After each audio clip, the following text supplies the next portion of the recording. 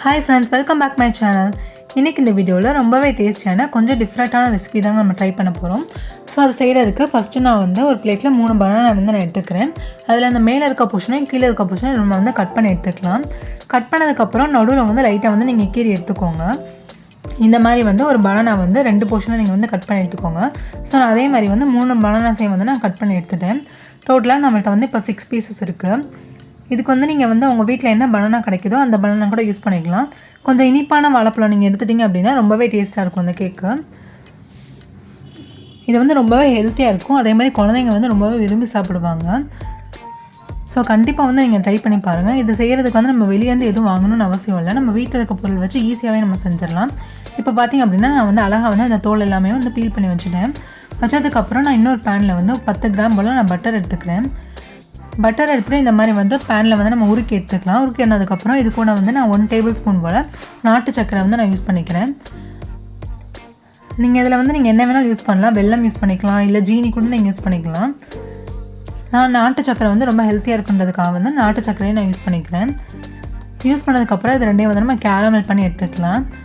இப்போ நம்ம நாட்டு சக்கரை நல்லா மெல்ட் ஆகிடுச்சு. நல்லா கேரமல் ஆனதுக்கப்புறம் நம்ம தோல் உரிச்சு வச்சுருக்கோம் இல்லையா வாழைப்பழம். ஸோ அது எல்லாத்தையும் இந்த மாதிரி ஒரு ஆர்டர் பண்ணி வச்சுக்கோங்க.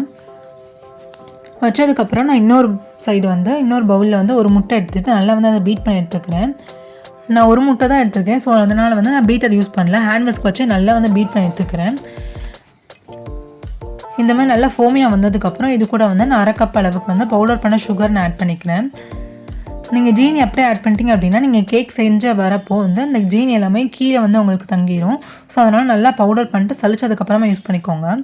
இப்போ இது கூட 1/2 டீஸ்பூன் போல் வெண்ணிலா எசன்ஸ், அப்புறம் 1 கப் அளவுக்கு நான் மைதா மாவு எடுத்துக்கிறேன். நீங்கள் எந்த பொருள் எடுத்தாலுமே அது எல்லாத்தையுமே நல்லா சளிச்சதுக்கப்புறம் யூஸ் பண்ணிக்கோங்க. இது கூட 15 கிராம் அளவுக்கு கொக்கோ பவுடர் எடுத்துக்கிறேன். தென் 1/4 கப் அளவுக்கு நான் எண்ணெய் எடுத்துக்கிறேன். அப்புறம் 1/2 கப் அளவுக்கு காய்ச்சி ஆற வச்ச பால் எடுத்துக்கிறேன். தென் பேக்கிங் பவுடர், பேக்கிங் சோடா நம்ம ஆட் பண்ணிக்கலாம். ஆட் பண்ணிட்டு நல்லா மிக்ஸ் பண்ணி எடுத்துக்கோங்க. நல்லா லம்ஸ் இல்லாமல் நல்லா மிக்ஸ் பண்ணி எடுத்துக்கோங்க. இப்போ பார்த்திங்க அப்படின்னா நம்ம பேட்டர் ரெடி ஆகிடுச்சு. இது நம்ம நார்மலான சாக்லேட் கேக்கான பேட்டர் தான். இப்போ நல்லா திக் கன்சிஸ்டன்சியில் நல்லாவே ரெடி ஆகிடுச்சு. இப்போ ரெடி ஆனதுக்கப்புறம் நம்ம பனானாலாம் நம்ம வச்சுருக்கோம் இல்லையா. ஸோ அந்த பேனை நம்ம ஸ்டவ் ஆன் பண்ணிட்டு இந்த பேட்டர் அப்படியே மேலாப்பில் லைட்டாக ஊற்றி எடுத்துக்கோங்க. ஊற்றிட்டு ஒரு ஸ்பேச்சுலா வச்சு நல்லா லெவல் பண்ணி எடுத்துக்கோங்க. இதுவரை நம்ம சேனலை சப்ஸ்கிரைப் பண்ணாலும் மறக்காமல் சப்ஸ்கிரைப் பண்ணிடுங்க. பக்கத்தில் இருக்க பெல் ஐக்கானை மறக்காமல் கிளிக் பண்ணிடுங்க. ஒரு ஸ்பேச்சுலா வச்சு நல்லா லெவல் பண்ணதுக்கப்புறமா ஒரு மூடி போட்டு நம்ம மூடி வச்சுக்கலாம். இது பேக் ஆகிறதுக்கு ஒரு 15 to 20 மினிட்ஸ் ஆகும் மேக்ஸிமம்.